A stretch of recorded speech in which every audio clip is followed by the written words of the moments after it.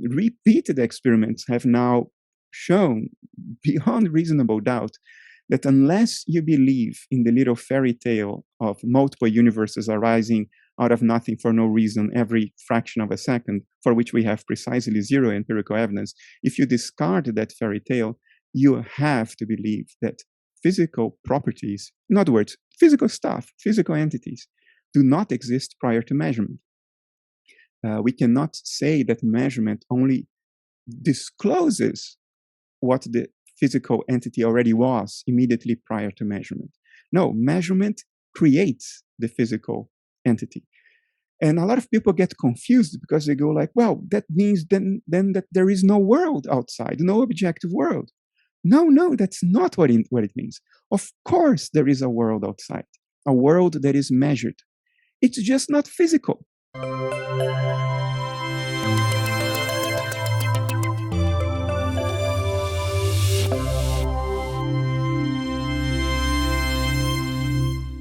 Welcome. This is Mind the Shift. I am Anders Bolling. Today we're going to talk about the most basic and also the most important topic that you can talk about. I think everything else pales in comparison. Some people are intimidated by it, which I think is unfortunate. But anyway, we're going to talk about things like reality, meaning, and life itself. My guest today has in recent years become one of the most influential thinkers in the intersection between spirituality and science, you might say, which is my favorite field, I think.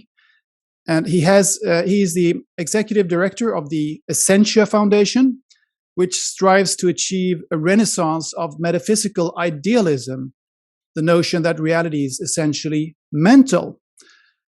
He has 2 PhDs, one in philosophy and another one in computer engineering. And he has written 10 books, at least, that I know of anyway, with titles like Rationalist Spirituality, Why Materialism is Baloney, Brief Peeks Beyond, which I have here, actually, just read it, Decoding Jung's Metaphysics, Science Ideated, and as I said, or more titles than that also. Welcome to Mind the Shift, Bernardo Kastrup. My pleasure to be here, Anders. So was that about correct, the little resume there? Pretty much, yeah. You nailed it. Is it 10 books or is it more than 10 books? 10 books published. Yeah. Okay. 1 in the works, maybe 2 in the works. I haven't decided yet. Fantastic. You started you have a fascinating and impressive background. You started your career, as far as I understand, as a computer scientist, and you used to work at the European Organization for Nuclear Research, CERN, in Switzerland.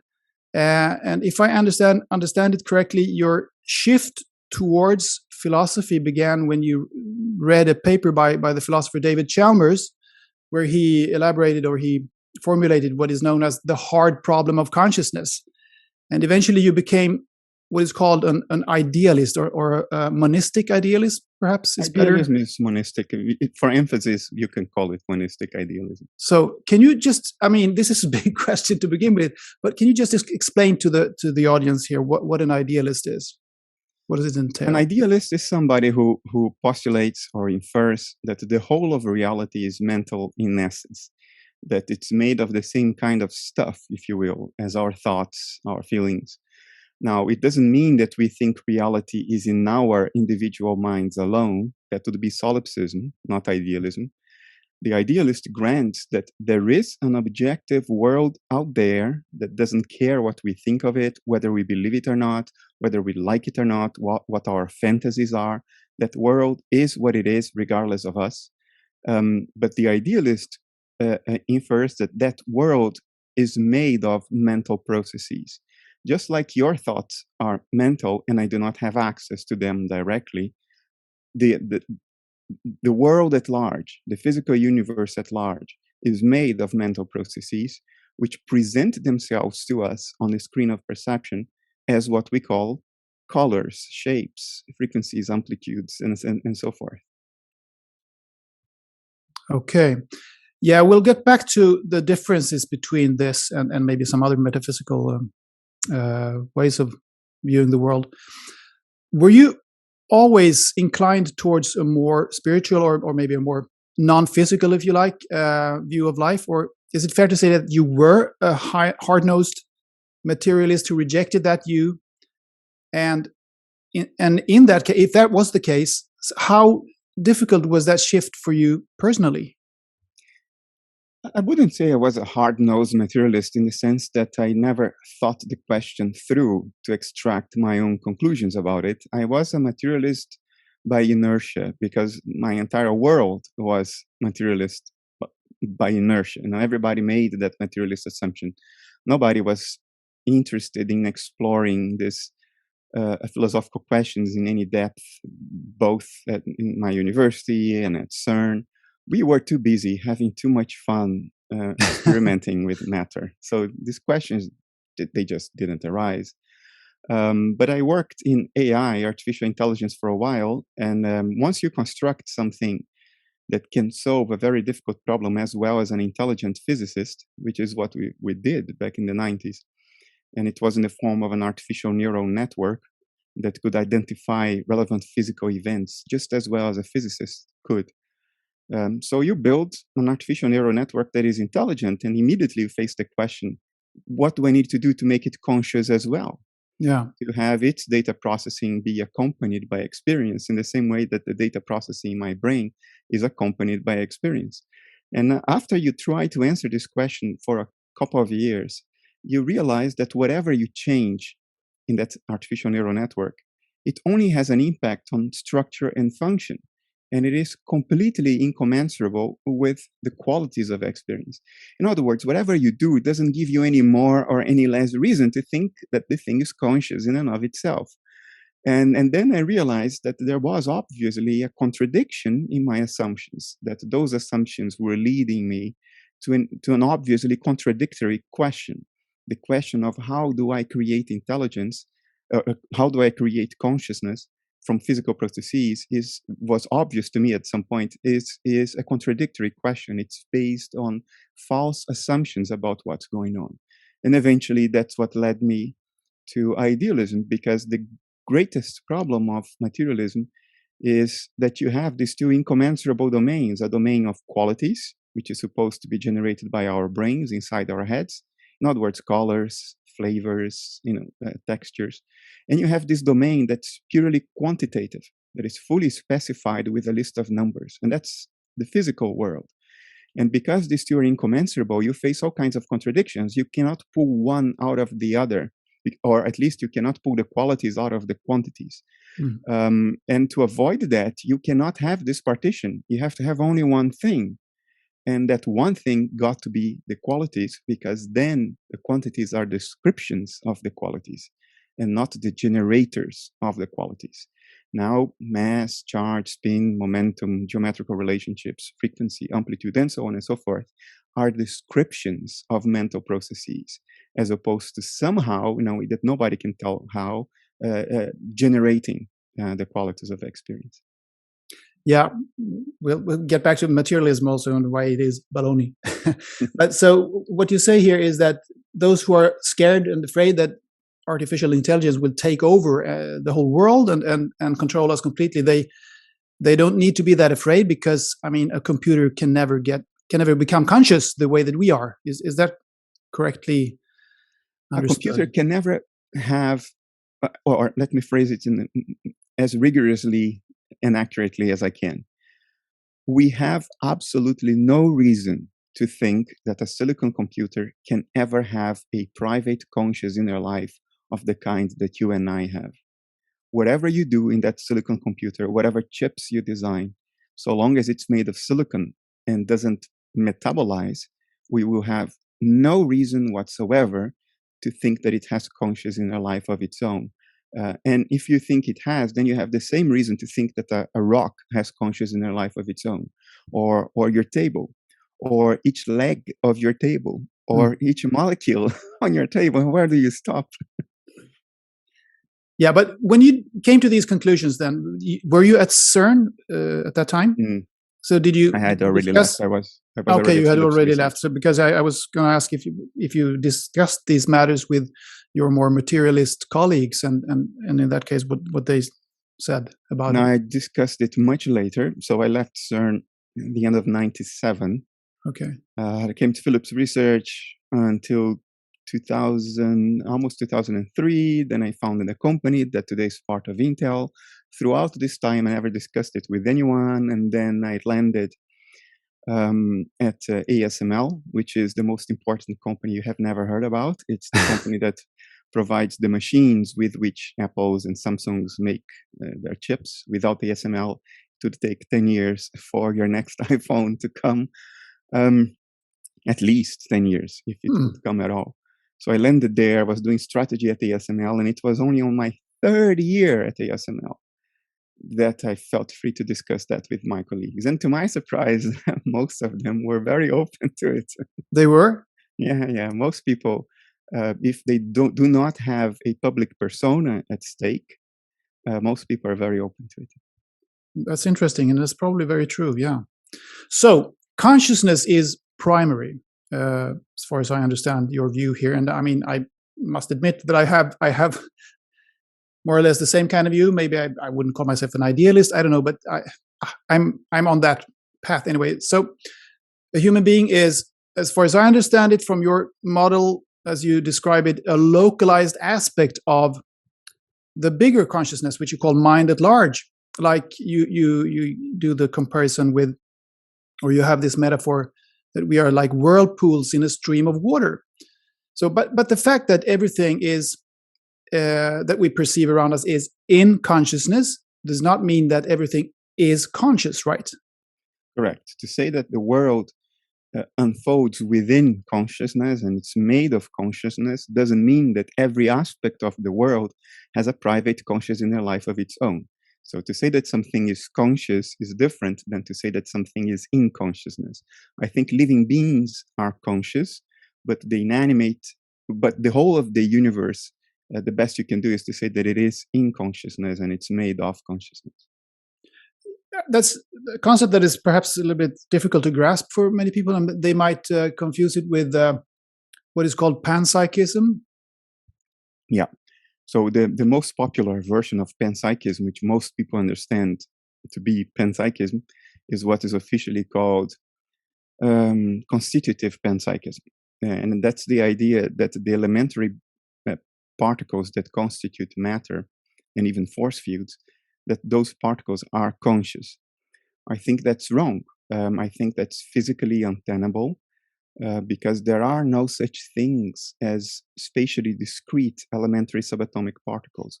When a physicist talks, well, when a physicist in the know, because there are many types of physicists out there, but a particle physicist or a high energy physicist, when they talk about an elementary particle, that's a metaphor for a particular pattern of excitation of a spatially unbound quantum field. But panpsychism assumes that the elementary subatomic particles are not just vibrations in a field.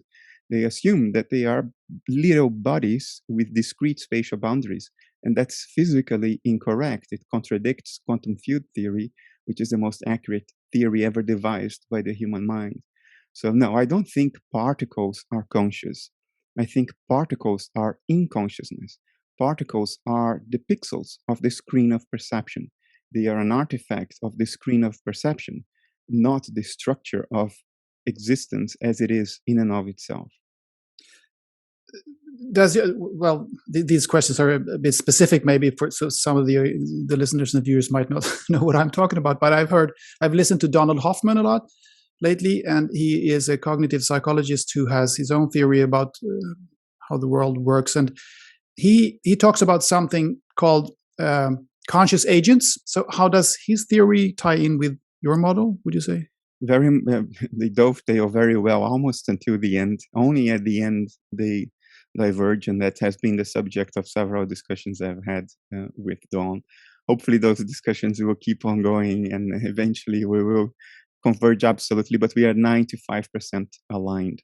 Look, we have private conscious in our lives. In other words, although the whole universe is in consciousness, I'm not aware of what's happening in China right now or in the galaxy of Andromeda. I'm not even aware of your thoughts. So obviously, we have private conscious inner lives that are not accessible from the outside and the other way around. So in that sense, each one of us is a conscious agent. Dawn's understanding is that the whole of existence is made of conscious agents. And what we call the physical world is a metaphor. It's like the desktop representation of your computer. If you want to deal with a file on your computer, you see it as a little rectangle on your desktop. And you can move that rectangle around. You can double click on it to open the file. Now, the file, as it is in and of itself, looks nothing like a little blue rectangle. The file is constituted by millions and millions of open and closed microscopic switches in a little silicon chip, namely NAND flash chip. But if you would see the file for what it actually is, you wouldn't be able to work with it. You wouldn't even know which file is what, just gazillions of zeros and ones, open and closed microscopic switches. It would be very dysfunctional to see the files as they actually are. So what you see is a desktop representation of them, a metaphor. And Dawn has shown that evolution would have done exactly the same with our perception. We will not see the world as it actually is. If we did, we would be very quickly driven to extinction because it's unmanageable. So what we call the physical world is like the desktop representation of your computer. It's an interface. It's a metaphor. It's not the world as it actually is. And I agree completely with Dawn. I use a different metaphor, but the conclusion is the same.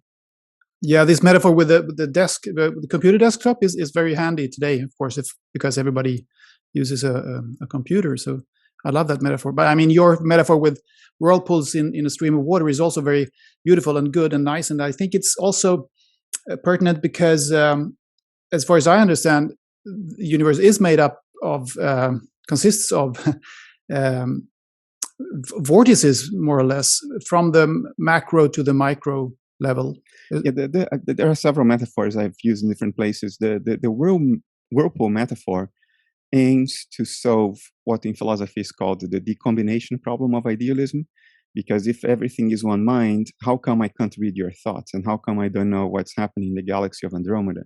Many people try to solve this by saying that, okay, maybe the brain filters that one mind. But then you have dualism. Then you have consciousness and the thing that filters consciousness.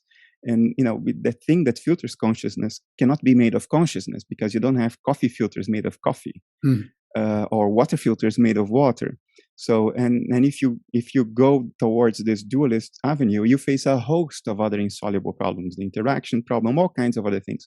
So you don't want to get there. So how do you account for the privacy of our inner lives if the only thing that exists is one universal mind? Well, we can think of it as whirlpools on a stream. If a whirlpool forms, you can localize it. You can point and say, there is the whirlpool. You can delineate its boundaries. Yet there is nothing to the whirlpool but the stream. You cannot lift the whirlpool out of the stream.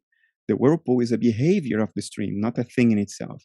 So by the same token, I would say we are behaviors of universal consciousness, patterns of localization or dissociation, which is the more technical term, of a universal flow of subjectivity, just like whirlpools on the stream. And for that reason, there is nothing to us but universal consciousness, in the same sense that there is nothing to the whirlpool but the stream. The other metaphor that I was alluding to is different. Don Hoffman uses the desktop metaphor. I sometimes use the dashboard metaphor, which is to say that perception is not a transparent window for us to see the world as it actually is. We do not have a transparent window. What we have is a dashboard of dials connected to our sensors, our sense organs, just like an airplane without a windshield, in which the pilot only has the dashboard. And that's sufficient to fly safely. We call it flying by instruments. You can land safely, get your destination, and land safely by just looking at the instruments because they convey accurate information about the world. But they aren't the world. So the hypothesis is that what we call the physical world is the dashboard. It's the representation that we create for ourselves of what our sense organs measure about the world. Therefore, perception is useful and accurate in the same sense that the airplane's dashboard is useful and accurate. The pilot can fly by instruments alone. But the pilot never makes the mistake of saying that the dashboard is the world, that the dashboard is the thing, the sky measured outside. But we make that mistake. We say the physical world is the world, not a representation thereof, not the result of measurement or observation. We think that it is what is out there. And that's incredibly naive. That is disproven mathematically, empirically. Yet most people, even scientists, still operate under this absurd assumption. Yeah. That's what Donald Hoffman calls the rookie mistake, isn't it? It's a rookie mistake, a very basic rookie mistake. Physical realism, the idea that the physical stuff of the universe, which is what appears on the screen of perception, that has standalone existence, is not only a rookie mistake in logic, it contradicts now 40 plus years of laboratory experiments in foundations of physics that show us that physical stuff does not have standalone existence. It's a representation created by measurement of a deeper layer of reality.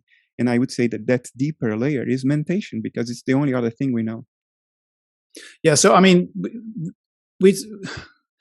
the fact that we see things as if they were things makes us function in this world, in this three-dimensional world. Because otherwise, if we, as you say, if we would see the world as it is, if we would see like ones and zeros or whatever, we would see the little vortices of energy everywhere, the quantum field, which would just be a stream of I don't know.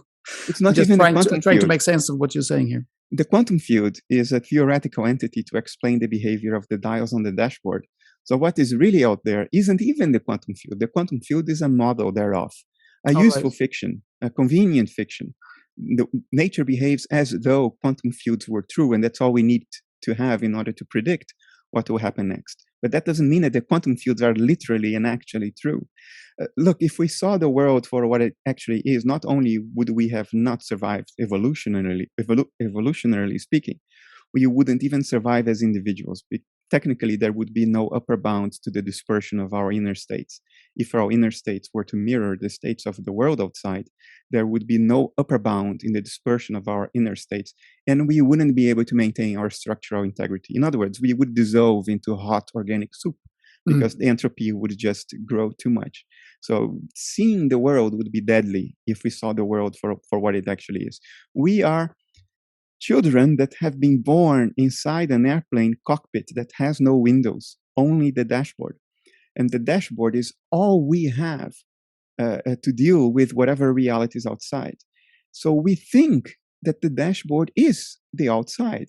It is an understandable mistake, but it is a rookie mistake, and a blatant one at that. So I feel compassion for the psychology that leads to this rookie mistake. Yeah. But it is absurd. And it's very much like the movie The Matrix, of course, which you've probably alluded to many times, I guess. I am careful with these comparisons because in the movie, The Matrix is a premeditated creation meant to deceive. And I don't think there is such a thing going on. No, well, nature is not trying to deceive us. You're nature right. Doesn't have a plan to dupe us, to take us in. We are deceiving ourselves. We are deceiving ourselves. Yeah. So why is, to refer to the title of one of your most famous books, I think, why is materialism baloney? And is it even what most people think it is? Oh, these are two questions that have long and different answers. The first one, why it's baloney. There are at least 5 reasons why it's baloney. Very important and large reasons. One is it's internally inconsistent. It defines matter as that which has nothing to do with qualities, that which is exhaustively describable through a list of numbers as quantities, and then tries to reduce qualities to matter. In other words, having defined matter as that which has nothing to do with qualities, it tries to explain the qualities in terms of matter. That's the hard problem. It will never work because you are just trying to chase your own tail. It's incoherent because matter is an abstraction of mind. We have no access to this thing called matter. All we have access to are the qualities of perception, which are mental. And we infer theoretically through a step of theoretical abstraction that behind those qualities, there is something that modulates our cognitive apparatus to generate the qualities of perception. But that's pure abstraction. You cannot even visualize what matter is, because the moment you visualize, you're bringing qualities into the picture. And having done that, it tries to reduce the mind that has done the abstraction. It tries to reduce that mind to its own abstraction. That also doesn't work. Another incoherence. Matter was initially created, the quantities that we call matter, mass, weight, speed, direction of movement, frequency, amplitude, all those things, they were created to describe the qualities that we see around us, the colors of the world, the sounds, the flavors, the textures of the world. They were meant to describe what it would feel like to have a certain experience, like two pieces of luggage. One is 5 kilos, the other one is 50 kilos. If you're told that, then you know that it will feel heavier to carry the 50 kilos piece as opposed to the 10 kilos piece, which will feel 10 times lighter. So the numbers were descriptions, but then something weird happened. We decided that the numbers preceded the thing described, that the thing described was somehow generated by our brain inside our skull, and what is really out there are the numbers. Numbers floating in a vacuum, mathematical equations floating in a vacuum. That's an inversion of logic of catastrophic proportions. It's like trying to say that after you drew the map by looking at the territory, now you say that the map precedes the territory, and then you try to pull the territory out of the map. Well, good luck with that. And they call it a problem. That, yeah. They call it a problem, the hard problem of consciousness. And they think that in version 2.0 of the map or version 3.0 of the map, we will be able to pull the territory out of the map, pull a chair and wait for that. Now, there are also empirical reasons why materialism is baloney. In the neuroscience of consciousness now, there are 10 or more types of mental phenomena that show a direct correlation between reduced or impaired brain function or brain activity and enriched, much intenser experience. So these are inversely proportional for a whole host of phenomena out there, like psychedelics. Dramatically reduce brain activity. They don't increase brain activity anywhere. And yet you have one of the three most remarkable experiences of your life, according to Johns Hopkins research. We're talking about NDEs, out-of-body experiences, well, psychedelics. I normally don't even go to NDEs because it's difficult to pin down at what time you actually had the experience. But with psychedelics, it's not, because there is somebody lying inside an fMRI. The brain scanner is working, reading the person's brain activity, while the person is reporting on his or her experience. So you know that the experience is time-stamped with the time when brain activity was vastly reduced and impaired. Or brain damage. People who undergo surgery for the removal of tumors in the brain, it also always causes a little bit of collateral damage in surrounding tissue. And depending on where that damage occurs, people show a remarkable increase in feelings of self-transcendence. They identify with a larger part of the world as opposed to their own bodies, and their inner life gets enriched, even though normal brain activity is impaired. The same goes for Vietnam War veterans that suffered brain damage in certain areas of the brain. They're much more propense to vast spiritual experiences, which are much richer and more intense than our ordinary experience. Or syncope, people who pass out because of partial strangulation or because of not being able to breathe. We always thought that syncope corresponded to unconsciousness. It turns out that it seems unconscious from the outside because the person is non-responsive. If you pass out, you're non-responsive. But many people come back and report that they had massively rich experiences during the time in which they were unresponsive, because there was a limit on the amount of oxygen that could get to the brain because of strangulation or anoxia or whatever. So that's another case. So there is this vast array of evidence that shows that in some circumstances, and in this case, you only need one, because if your theory is there are only white swans, if you find one black swan, that's enough to dismiss your theory.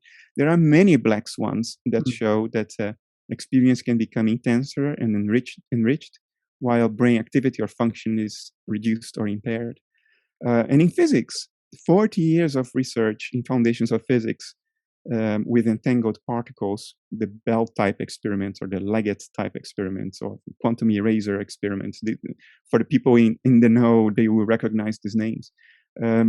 Repeated experiments have now shown beyond reasonable doubt that unless you believe in the little fairy tale of multiple universes arising out of nothing for no reason every fraction of a second, for which we have precisely zero empirical evidence, if you discard that fairy tale, you have to believe that physical properties, in other words, physical stuff, physical entities, do not exist prior to measurement.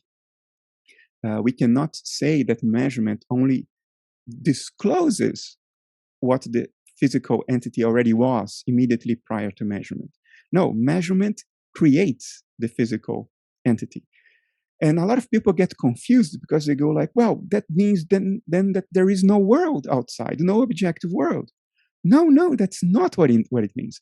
Of course, there is a world outside, a world that is measured. It's just not physical. Now, if we go back to the dashboard metaphor, if the sensors of the airplane are not measuring what's happening outside the airplane, the dials on the dashboard show nothing. There's nothing to see because you're not sensing, you're not making a measurement. So there is no measurement result to show on the dashboard. So we're not creating the world, we're creating the physical aspects of the world when we measure. Exactly. Yeah. So in the same way that the dials on the dashboard only show something if you make a measurement on the world, physicality is only there if you make a measurement on the world. But the thing that is measured, it exists. It's just not physical, because physicality is like what the dials show on the dashboard. The dials only show something if you actually look, if you actually make a measurement. The question is, what is the nature of the thing measured? We know it's not physical, because physicality is the dashboard. What is it? I think the answer is obvious. It's transpersonal mentation, which is the only other thing we know. Actually, it's the only thing we ever know. Everything else is a theory. It's an abstraction. Yeah, that last thing is really profound and so simple, really. I mean, reality is what we experience it to be, in a way. And I guess that's what idealism is about, that the world is as it is, it appears to us. Not as it appears to us, but as we experience it. Look, I think the world as it is in itself is not the colors we see around us, because the colors are our dashboard representation upon measuring the world. But the world as it is in itself is of the same kind as our perceptions and thoughts and emotions and feelings. In other words, it's mental. It's not your mental processes alone or my mental processes alone. These are transpersonal, natural, spontaneous mental processes that unfold in nature at large at all times. And when we look at them and we measure them, we represent them to ourselves as the physical world. So the world as it is in itself is of the same type. It's the same kind of existent as our own inner mentation.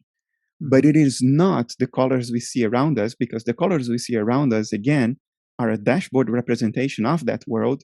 They are not the world as it is in itself. We do not have a transparent window to see the world as it is in itself. And notice that if it's mentation, then to see the world as it is in itself is to be the world. Yeah. I was going to say, this is beautiful. I was going to say that. I mean, the world exists, but we are the world. And materialists, this is the second part of my question, which is really interesting, because I think many have the impression that what you're talking about is like the world doesn't exist, but it's just in our minds. But it's actually the other way around, isn't it? I mean, that it's the materialists that think that the world is in our heads. Can you explain that? Materialists will say that all the qualities we see around us, all the colors, the melodies, the flavors, the smells, the textures we feel with our hands, materialists would say all of that is generated by your brain inside your skull. So when you look up to the night sky and you see the moon, that white, bright experience you have, circular, white, and bright, those qualities are actually below the inner surface of your skull. The moon you see is below the inner surface of your skull. Your real skull is above the moon you see. Now, there is something else out there which corresponds to the moon, and that something else is not inside your skull, according to materialism, But the moon you experience, that circular, bright, whitish disk, is below the inner surface of your skull under materialism. And your skull has standalone existence, and your experiences unfold within it. Idealism would say your skull is just a dashboard representation of something. There is nothing inside the skull because the skull doesn't have standalone existence. The skull is something displayed on the dials. And of course, the dials don't contain any reality. They are just a representation. In that sense, they are very shallow and superficial. So under idealism, there is a world out there. It is not the white shiny moon you see, because that too is a representation on your dashboard. But that world is mental, and it's really out there. And your skull is part of that world. In other words, sorry. Your skull is not part of that world. Your skull is a representation of parts of that world. And as a representation, your skull can contain nothing that really exists, because it is just something shown in the dials, you see? So for the idealist, the world of qualities we see around us is not inside our skull. The qualities are not inside your skull. It is your skull as a quality that is inside your mind. And the brain, when you see the brain shooting neurons when you think something, that is more like what it looks like from the outside when you have thoughts. It's not the brain creating the thoughts. Correct. That's an important thing to understand. Correlation can have multiple explanations. So if there is a correlation between patterns of brain activity and experience, there are at least 3 hypotheses consistent with those correlations. One is the patterns of brain activity somehow generate experience. That's the most popular hypothesis right now, even though it has no explicit coherent articulation. It's just hand waving. We don't know how that could possibly happen. It seems incoherent. The other hypothesis is experience generates your patterns of brain activity. And the third hypothesis, something else generates both your patterns of brain activity and your experiences. Now, the first hypothesis is incoherent, has been shown, and also empirically contradictory. The third hypothesis is unparsimonious. You're postulating a third thing yet. So your assumptions begin to multiply. And if you don't need to do that, you shouldn't. So we are left with the second. And the second is the following. Brain activity patterns are what our inner experiences look like when observed from the outside. They are the image projected by our experiences when those experiences are measured and represented in somebody else's dashboard. Brain activity is a dashboard representation of our inner experiences. In other words, brain activity is not the thing in itself. The brain activity is a representation of the thing in itself. And the thing in itself is our conscious inner life, our thoughts, our feelings, even our perceptions, our dreams, fantasies, and regrets and hopes, and all that. That's the thing in itself. Patterns of brain activity correlate with the thing in itself because the patterns of brain activity are what our mental inner life look like when observed from the outside, or to put it technically, when observed from across a dissociative boundary. Yeah, well, if you believe that that your whole self is created by the brain that is inside your skull, that's a really claustrophobic feeling, I would say. I've had it, and I didn't like it. Well, true. I don't think that would be a reason to discard the hypothesis. I think a commitment. No, but it is claustrophobic. It is, but I wouldn't say that because it is claustrophobic we should reject it. A commitment to truth should be neutral regarding value judgments. In other words, if reality is a shit show, then we should bite the bullet, and that's what it is. You know what I mean? Right. Yeah. But there are very, very many good reasons to not believe this idea that we are patterns of brain activity. There are many, many ways to discard this as implausible and incoherent. But let's touch anyway. I mean, this is I think a good segue over to something that touches a little bit more on spirituality and maybe religion. Well, depending on how you define all these terms, does the idealist view, would you say, give meaning to life? Absolutely. It has some bad aspects in the sense that, when you die, your consciousness is not gone. So the biggest fear of humanity throughout most of its history is back, which is, what will it feel like after death? Or in Christian terms, am I going to go to hell? Yeah. So that's back on the table. There is a big experiential unknown post-death, because death is now a dramatic change in one's state of consciousness. And we don't know what that new state of consciousness will feel like. So that's the bad news. The good news is that it reinvests every single aspect of life with meaning. Nothing is banal. Nothing is temporary. If you have had tremendous suffering throughout your life and you achieved great insights because of that, those insights are not going to disappear when you die. They are not for nothing. They are something you contribute to the very fabric of nature, whether you know it or not, whether you want it or not. And those insights will always be there at the very bottom level of reality, because now that bottom level is mental. And upon your death, you will be seeding the broader cognitive context underlying all existence with the insights you accumulated during your life at great cost of suffering. So suffering now is not for nothing. It's not banal. It's not, it has meaning. There is a payoff. There but is something we suffer is it from. meaning that it's supposed to contribute to mind at large, to the bigger general consciousness that is up, that when we so to speak delocalize after death, we contribute with our experiences to the bigger consciousness? Or how would you describe that? I think originally the bigger consciousness did not have the higher level mental functions that we have.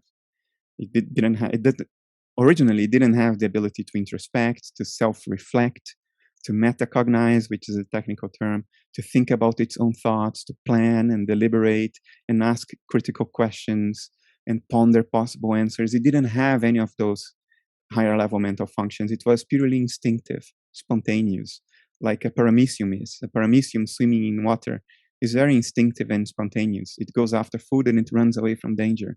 Very predictable behavior. And the laws of nature, the laws of physics tell us that whatever the mind is underlying nature, its behavior is predictable, because the dials on the dashboard move in very irregular ways. We call them the laws of physics, that reflects a certain predictable instinctive behavior of nature. Now, with life, when life arose, there was a need to evolve higher level mental functions in order to be able to successfully compete in the context of a planetary ecosystem. And we have that to thank for our ability to introspect, to ask the profound questions, to ponder possible answers. That's something nature didn't have before us, as far as we know. And that's the great contribution that life makes. For as long as we are alive, we are dissociated from the rest of nature mentally. But if the body is the image of dissociation, then death, the end of the body, is the end of that dissociation. It's the reintegration of our mental inner life with that broad underlying subjective field of nature, that broad cognitive context in which we arise and back to which we go. And when we go back, when the dissociation ends, we carry that accumulated luggage of insights with us, and we give it back to nature.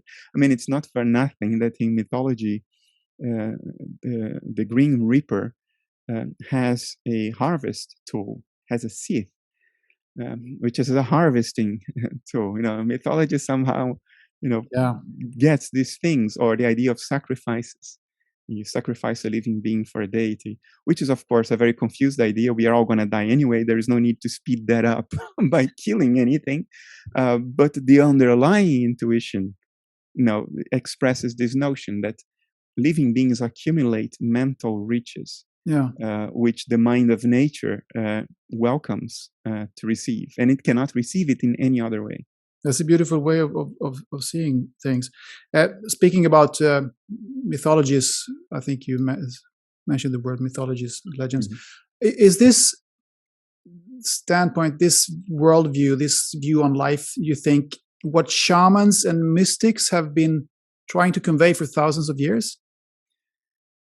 when it comes to the details and the specific articulation, of course, it's a carnival of different versions, different assertions.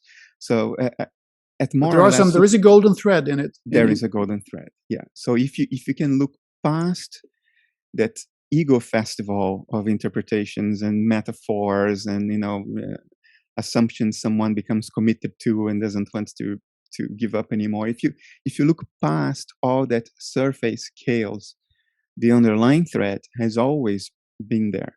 And there's a reason for that. Our intellect is a very recent development, evolutionarily speaking. It's about 30,000 years old. We exist anatomically as humans for 200,000. So the intellect is young, even in human terms, in Homo sapiens terms. Because human is the genus Homo, and Homo has been around for 1.8 million years. So even in human terms, the intellect was born yesterday. If you think in terms of the time life has existed, 3.5 to 4 billion years, the intellect is a blink of an eye ago. Not even that, maybe. But we are natural beings. We are rooted in nature. We own our existence to nature. So it's entirely reasonable to imagine that our intuitive capacities, which it's the link that between us and nature that go through our roots, not through the head, but down through our roots.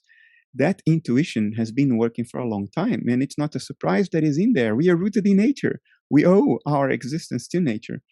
And that intuition is what has captured that golden thread, that we are mental beings, and so is the rest of nature, and there is a purpose and a meaning for life. Nothing is banal, nothing is for nothing. It's the idea of making life sacred, which is the antidote to the banality of our way of relating to life now. We think of life now as a useless enterprise, and the best life you can have is one in which you're distracted, and the worst life you can have is one in which you're paying attention, because then the suffering is just overwhelming. So sacralization is the intuition that tells us that this banality is our own creation. It's our own misinterpretation of what's happening. Life is a sacrificial enterprise, and the word sacrifice means literally to make sacred. So I think there is something to that. Do you think that we when we die and we dissociate from this whirlpool and go back to the bigger mind, do we re-enter, reassociate at some point, which would be called reincarnation, I guess, in some other traditions?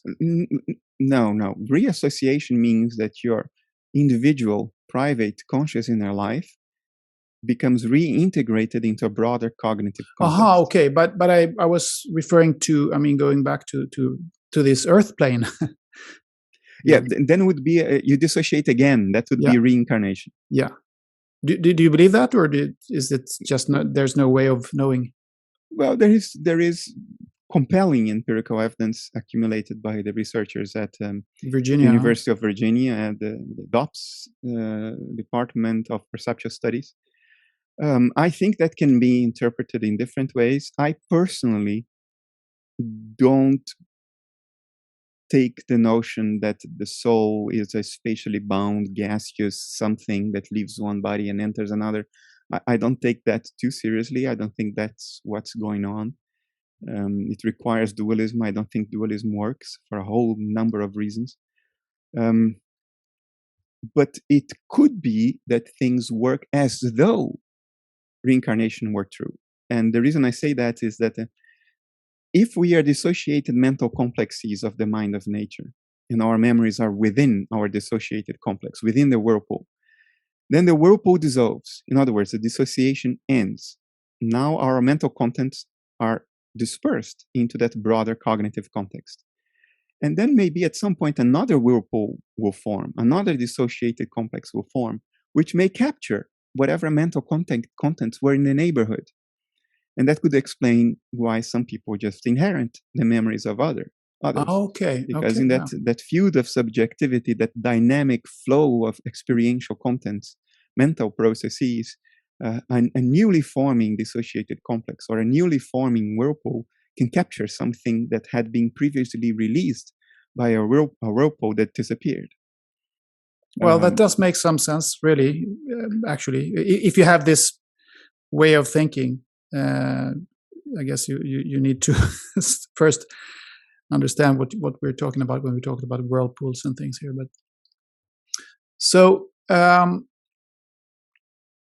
now, if myself, I often say that there are two main forces in the universe, and love is the creative force, and fear is the destructive force. And I was happy to read that you had said something similar, I think. So would you say that love, or unconditional love, really, not the personal love, of course, is the same thing as mind at large? And is mind at large what others would call God? I don't think love is mind at large. I think love is an experience. It's a pattern of excitation of mind at large, and it has many other modes of excitation.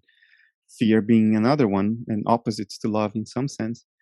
I think if the physical world is just a sort of dashboard representation of what is actually mental processes out there, then what appears to us in the physical world as gravitational attraction, a force that pulls things together, seems to correspond with the feeling that we would call anthropomorphically as we would call love, because love is that force that tends to bring things together. And fear would then maybe correspond to something like electrostatic repulsion, a force that, or dark energy, a force that moves things apart. So I'm just trying, this is entirely speculative what I just said. It's not a necessary part of analytic idealism. You probably just heard me speculating freely with someone about it, but not being committed to it. So I'm not fully committed to what I just said. I think intuitively it's appealing. I'm not the first one to have that intuition. Dante Alighieri already wrote that he described, he said the following, the love that moves the sun and the other stars. So there he was making an equivalence between a feeling, an endogenous feeling, love, and physical things. Also equivalent to creative processes, you might say. Yeah. And stars, of course, have a gravitational pull. They pull the planets of their solar systems towards themselves. So love, gravitational pull. I'm not fully committed to it, but I think it's intuitively appealing. So love would be one of the modes of excitation of mind at large, and fear would be another one of the modes of excitation of mind at large. I wouldn't put one ahead of the other as more primary or as more characteristic of mind at large. Now, is God mind at large? It depends on what one means by God, and there are probably 7.5 billion definitions of God out there. But having made this disclaimer, I think what historically has been called God has something to do with mind at large. Yeah. Okay. Good to know. So how did consciousness emerge in the first place? Has it anything to do with the Big Bang? Or is that, the Big Bang, only what the beginning looks like from the outside, as you often speak about, from a second-person perspective? If consciousness is primary, every theory of nature has to have something that is primary. You can't go on explaining one thing in terms of another forever. Otherwise, you get into circularity, which is a fallacy, of course. So at some point, you have to end, and you have to say, now, this most primary thing simply is. It simply exists. I can explain everything else in terms of it, but I cannot reduce it to something else, because it is primary. In other words, it just exists. It's not relevant to say how it emerged. Exactly, because it didn't emerge, because it is that within which everything else emerged. So consciousness didn't begin.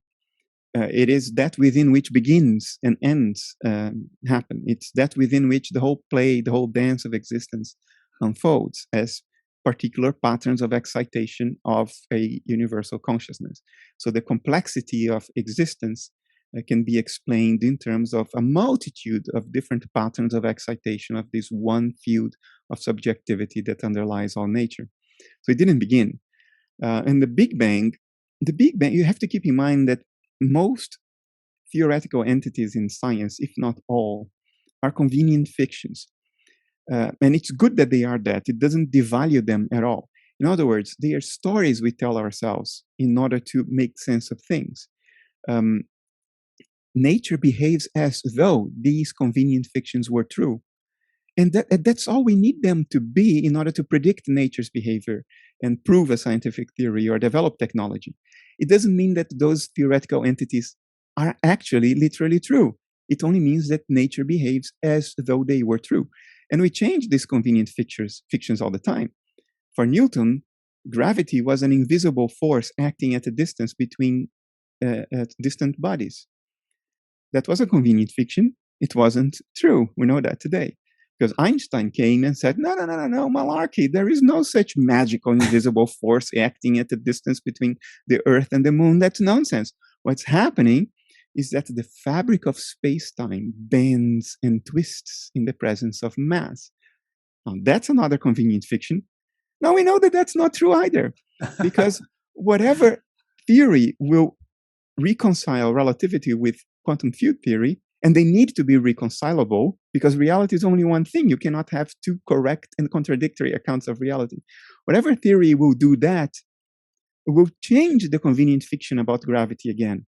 So if you look at loop quantum gravity today, gravity is something else. It's something that emerges from lower level microscopic quantum processes. Oh. So these convenient fictions are changing. I just learned that second explanation. So we change these convenient fictions all the time. And that's how it should be. Because, with the convenient fiction of Newton, we put a man on the moon. With that of Einstein, we developed telecommunications and accurate clocks. And with loop quantum gravity, goodness knows what we would do with that. But the Big Bang is a convenient fiction. So then finally, to answer your question, the Big Bang is a convenient fiction. We will change it if we learn more about nature. But for now, it's useful because it gives us something in terms of which to interpret what's happening in nature. And that therein lies its value. That's what we need. It's a convenient fiction that works in practice. Yeah, it looks as if everything began at some point way back. But I have a problem with this 13.8 billion years. I mean, what kind of years? I mean, we have years. We measure years here on Earth, but time doesn't exist as we know it out in outer space. So what's with that 13.8 billion years? We talk about years because we just have a reference point that is convenient, and that's the Earth turning around the sun. But it doesn't mean that to speak of years, we need to have an Earth going around the sun. But there are seemingly objective ways to measure time, and it's just that the unit of time was chosen based on the Earth going around the sun, not the nature of time itself. For time to exist, you don't need the Earth going around the sun. It's just a unit of measurement that is convenient for us to refer to the time it takes for the Earth to go around the sun. But having said that, you're correct that the status of time in physics today is all over the place. There are people like Julian Barbour who wrote a book saying time is not there, and he has rewritten all the basic equations of physics without t as a variable. He took time away, and physics still works without time. That's fascinating. And then you have people like I forgot his name, from the Perimeter Institute in Canada. He's a friend of Julian Barbour. Forgot his name, but he argues that time is the only dimension that actually exists. Mm-hmm. It's the only thing that is actually real. Space is not. Okay. And then you have people like Carlo Rovelli, and who says time exists, but it's not primary. It's not a fundamental scaffolding of nature out there. It's epiphenomenal. It arises from lower level, more basic physical processes. So time is all over the place, and so is cosmology. There are very serious physicists today, also in the Perimeter Institute and other places, that say the Big Bang theory is incorrect. There are better cosmologies, or arguably better hypotheses about cosmology out there. So when it comes to going beyond the range of normal human interactions and normal human behaviors, in other words, the wavelengths that we use to implement radios and internet communications and construct buildings and develop technology and all that. When it go beyond that narrow range of physical dimensions, when it goes to things that are inaccessible to us, like speeds close to the speed of light, or what happens beyond the event horizon of a black hole, or how the universe began. When it goes to these things that are beyond most types of empirical confirmation, there are some ways you can have empirical confirmation, but not as controlled as you can run a laboratory experiment here on Earth. So when you get into these fuzzy areas on the edges of science, there are all kinds of theories out there which illustrate the depth of our ignorance. We don't know a thing. We don't have a clue. We don't have a clue. But that's also what makes it interesting to live. I got to ask you: have you got more time? I have a few more questions. Is it okay sure. if we continue a bit?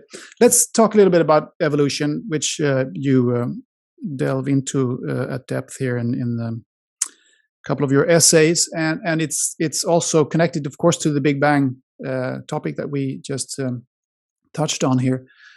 I understand you find it implausible that evolution is random, but that there is without question natural selection. So, but is it without question in all instances? Because I'm thinking, what about the repeated restarts of life forms on Earth? And also for some species, change seems to have happened very swiftly and sometimes suddenly, like for our own species, like you mentioned before here, 200,000 years ago, about something like that, Homo sapiens appeared. And for some others, evolution seems to have almost ceased, like for, orangutans or even crocodiles, 60 million years without any change, as far as I understand. So why is this, and why are there so incredibly many and so many weird-looking species? Is it obvious to science that every strange form is optimal for the specific habitat of that species? There are so many. I have so many questions around this. So what is your take on evolution and how natural and self-evident it is? I'll start with a disclaimer. When it comes to a process that has supposedly unfolded for 3.5 or 4 billion years, we will always be guessing, because there is no way to know absolutely for sure. We were not there. We've been around as Homo genus for 1.8 million years only, which is not even yesterday. It's last minute.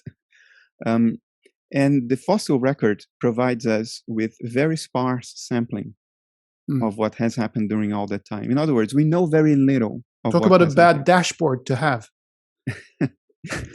The sensors sample very seldomly what's happening. You know?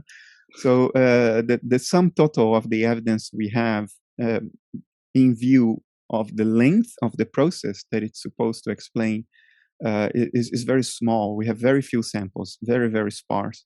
So most of what we believe to have been true is actually an interpolation of this sparse sampling. It's an inference. It's guesswork. We are trying to connect the dots with guesses because the dots are very far away from one another. We don't have tightly packed dots that we know now disconnect to that one because it's so close. No, they're very far away. So it's like connecting stars together. There are many ways of doing that. Having made this disclaimer, the evidence for natural selection is overwhelming. Because we see that not only based on the fossil record, but we see that in comparative genetic and anatomy. We can compare the genomes of two related species and see how much they actually have in common. We see when and how one deviated from the other and what impact it has had on the phenotype, the structure and function of the organisms. We see that whales have vestigial feet and hands, which strongly indicates that they adapted from a mammal that once walked on 4 legs. We can do small evolution experiments with fast reproducing bacteria and Drosophila or fruit flies. And we see that there are adaptations taking place through natural selection. So I think we know enough, despite the limitations, we know enough to be able to assert categorically that natural selection happens. The question is it the only mechanism necessary to account for the richness and variety of life on the planet today? That's a valid question. There may be another or maybe other mechanisms playing alongside natural selection. As a matter of fact, since last year, we know that this for a fact. I'll get to that. So there may be other mechanisms going on, but that natural selection happens, I think it's an overwhelmingly confirmed fact. Now, you alluded to randomness, and you're correct, I think, to say that the genetic mutations that are supposed to underlie evolution by natural selection, to say that they are random is a statement of faith. The fossil record is too sparse for us to be able to do a randomness test on the underlying genetic mutations to see that they don't have a preferential direction. Because randomness means that the mutations do not have a preferential direction. They shoot in every direction. That's why they are random. I mean, that's natural. Yeah, and what determines the direction in which things actually go is not the mutations, but the selection mechanisms. The selection mechanisms will discard mutations that are not favorable and will fix the mutations that are favorable. So it's selection that gives direction, not the mutations. I think that's a statement of faith. We cannot say that the mutations are random. We just do not have sufficient data to run a randomness test. They might have been preferential in and of themselves. In other words, the mutations themselves might have had a preferential direction. And a study done in Israel just last year has now presented conclusive evidence that this is what actually happens. At least some genetic mutations have a preferential direction. It's like nature is trying to do something. Okay, it's not just shooting blindly in every direction. It's trying to do something. Now, we do not understand yet what the mechanisms are. How can this possibly have a direction? What is inducing that direction? We don't know that. Or I have a guess. You can imagine what my guess is. Yeah. But officially, strictly speaking, the result is too recent. It's months old only.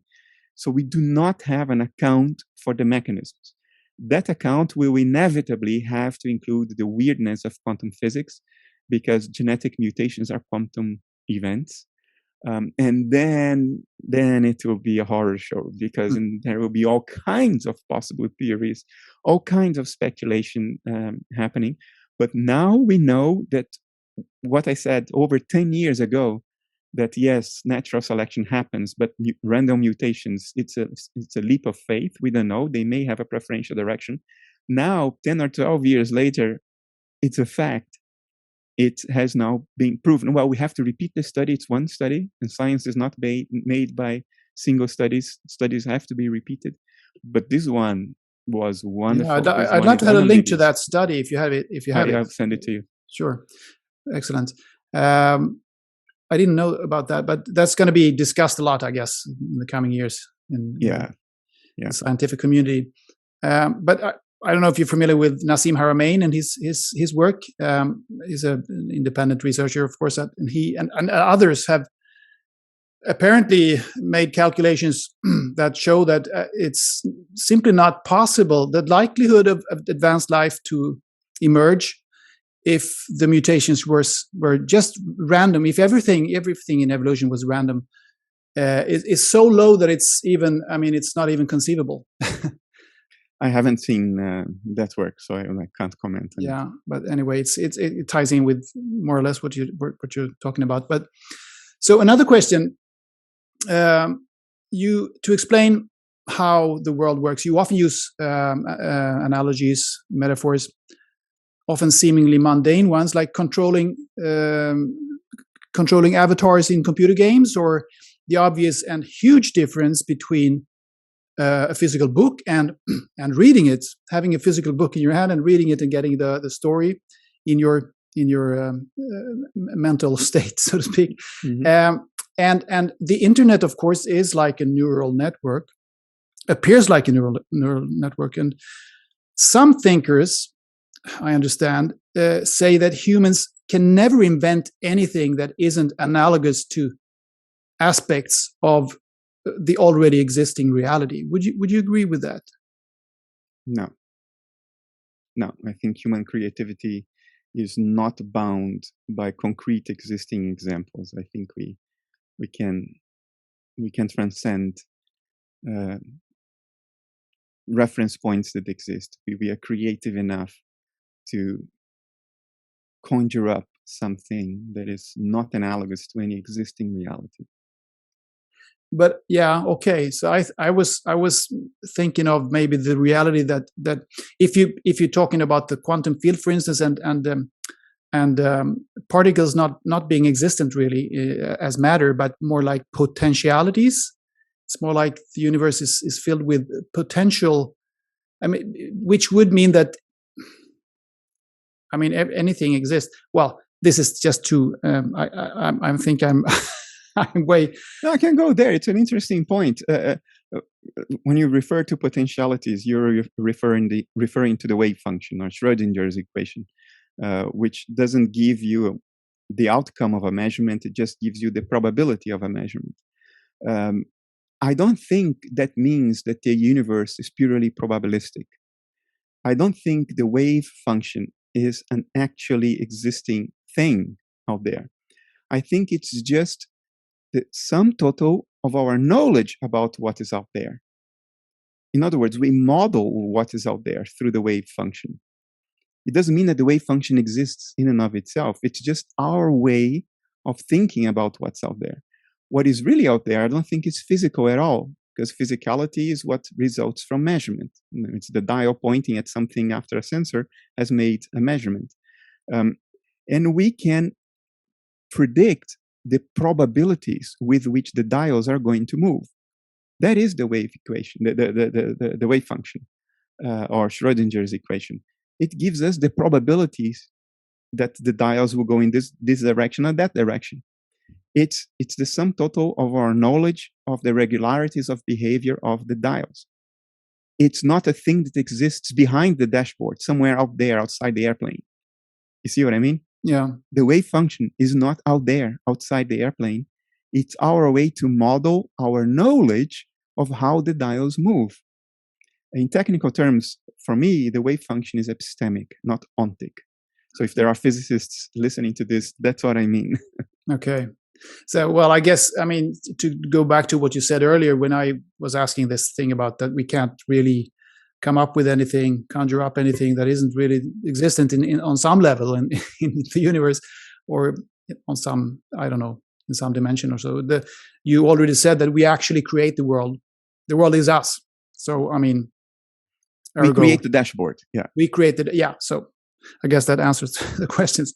So let's look a bit forward here now into the future and more speak a little bit more about society and what it looks like and what's going to happen. You speak of a kind of unavoidable change in the human psyche, collectively and individually, when it simply becomes, untenable to continue living according to crass materialism. You say that, as at least after what I've read in your essays here, that you think this is going to happen in your lifetime. So where will the change begin, do you think? It's already begun. It's a fait accompli. It's not something that still needs to happen. So much has changed in the past 10 years. You no longer find any materialist willing to defend materialism in a debate. Nobody's prepared to do that anymore. And they're dying off, the hardcore ones. They are not prepared to defend it because they know that their opponent is going to wash the floor with them. And 10 years ago, they were prepared. And not only they were prepared to defend materialism, they were prepared to defend it with a degree of arrogance and dismissiveness that was peculiar. Now they aren't prepared to do that. They are prepared to criticize idealism and other alternative hypotheses, but they are not prepared to defend materialism. Only a couple of weeks ago, I had a debate with Patricia Churchland, who is perhaps the most recognized proponent of an extreme form of materialism within academic philosophy. She has been for decades a proponent of eliminativism, the notion that not only does the brain generate experience, some experiences we think we have don't even exist. It's not even there. So a debate was organized by the Institute of Art and Ideas, and it was hosted by Robert Kuhn from Closer to Truth, that the famous American TV series. Because Patricia was, we had a materialist that was willing to come to a debate against a more or less well-known idealist. Me, Carlo Rovelli, was there as well.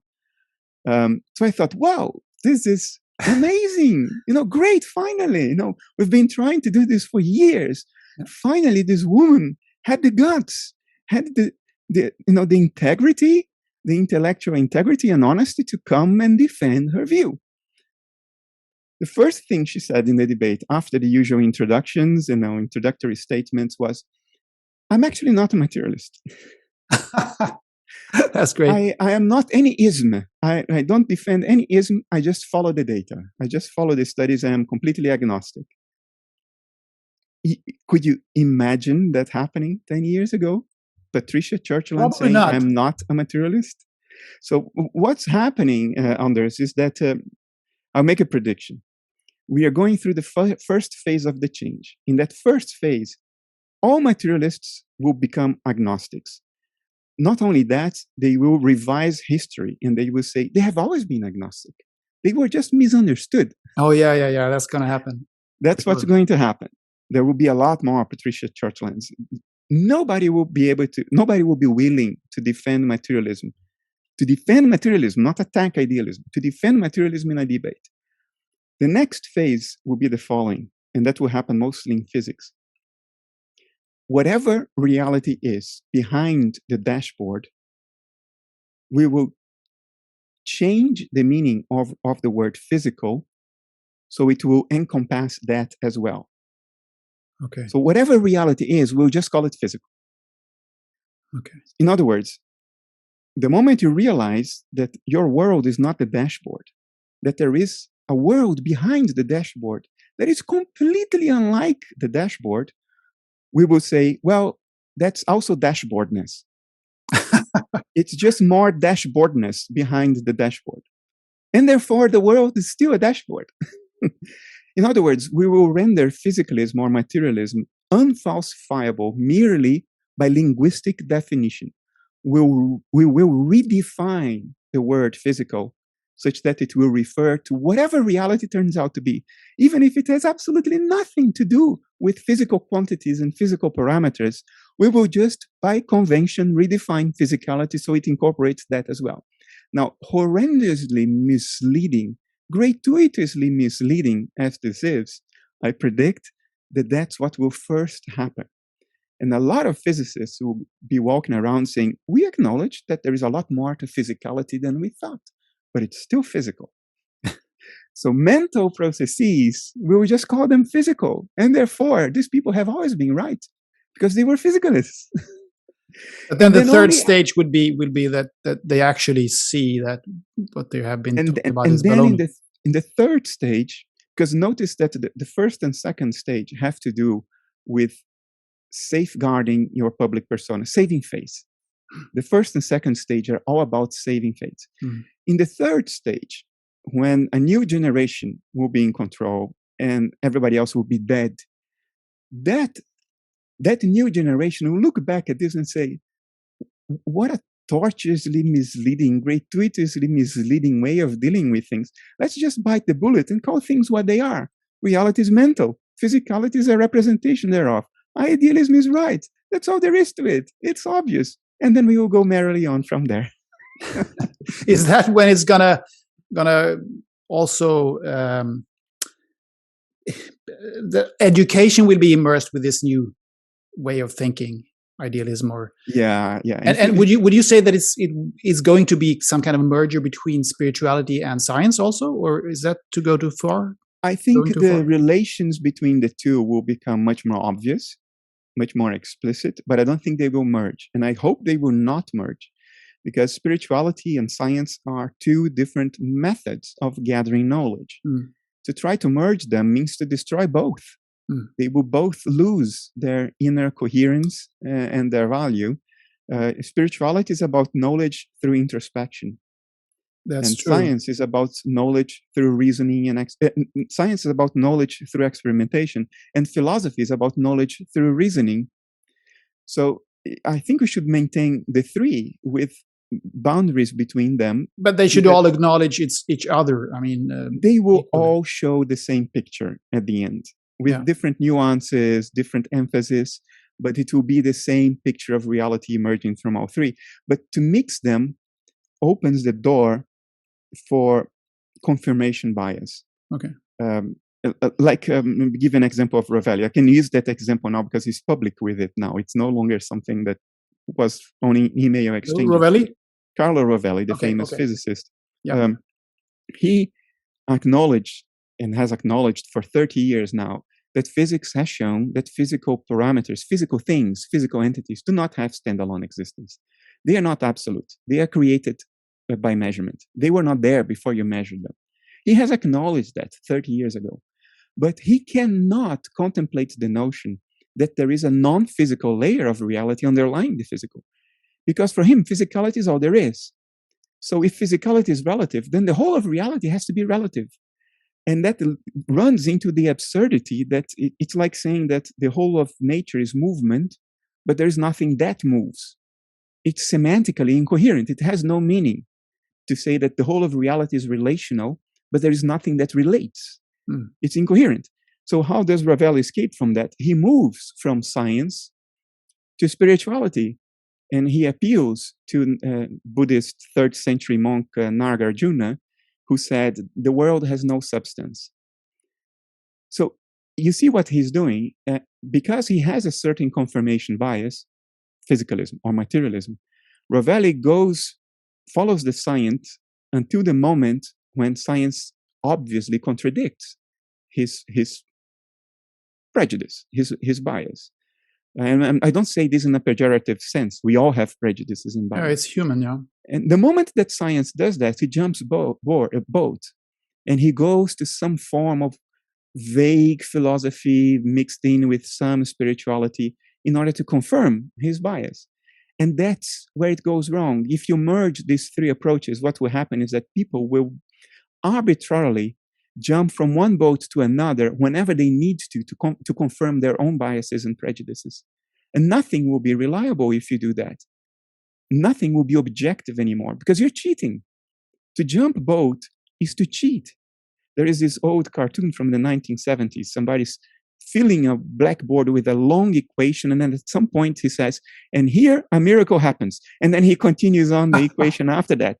So to mix science, spirituality, and philosophy is to open the door to the here a miracle happens step.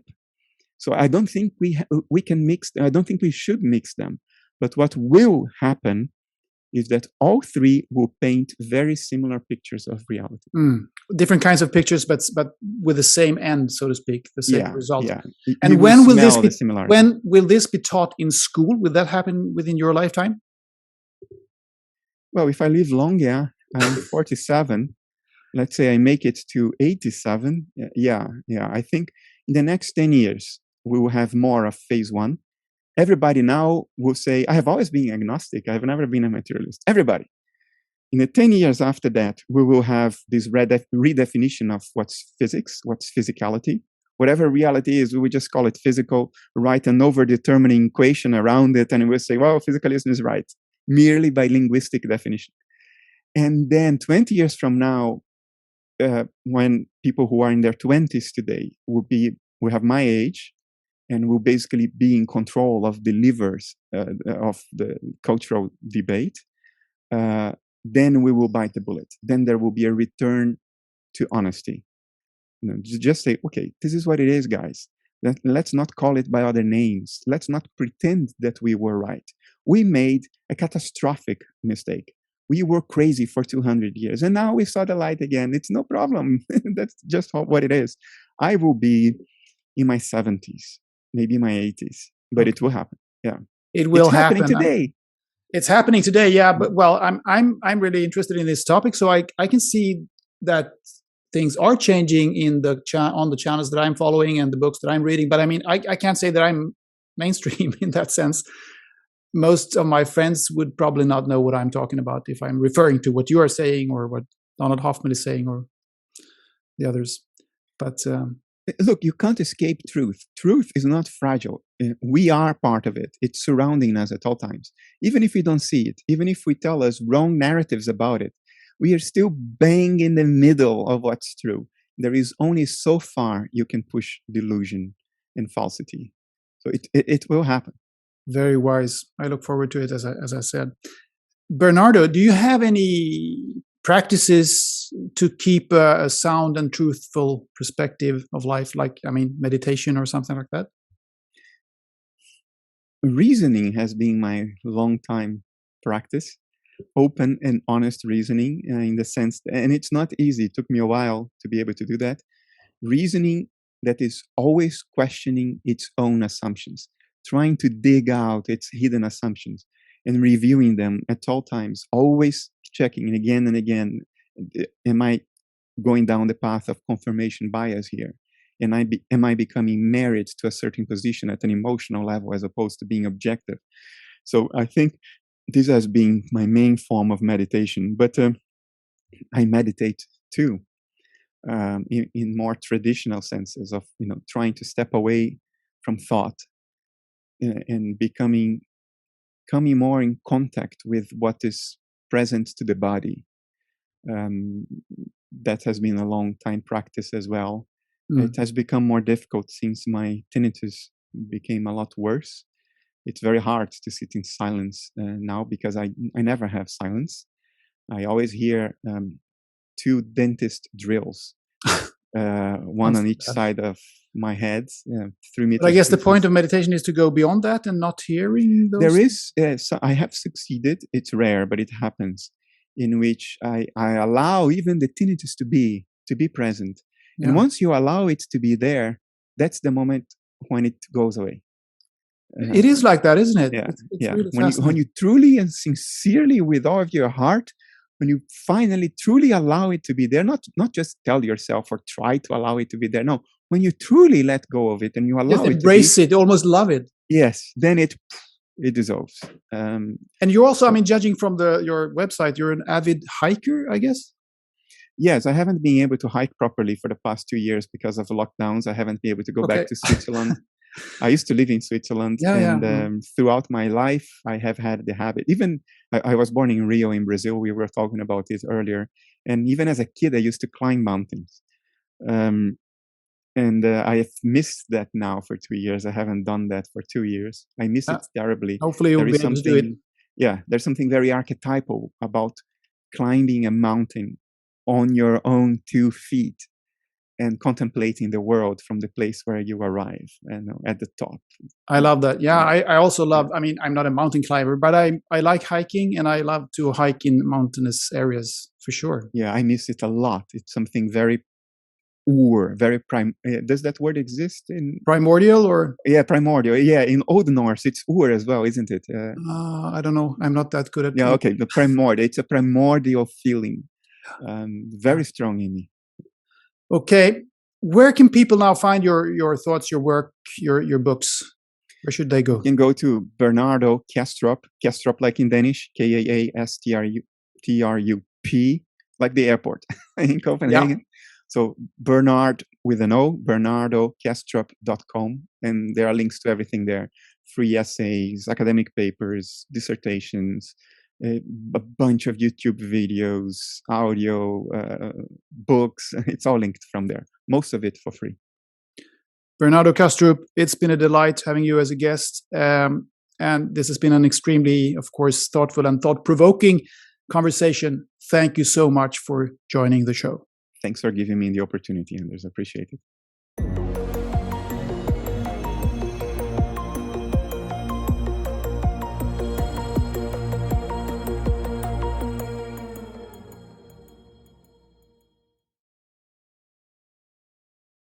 If you like this video and other interviews and talks on Mind the Shift, please like, share, and subscribe. I appreciate all the support. And you can follow Mind the Shift on Facebook and Instagram. And you can follow me, Anders Bolling, on all the main social media and also on medium.com. Thank you.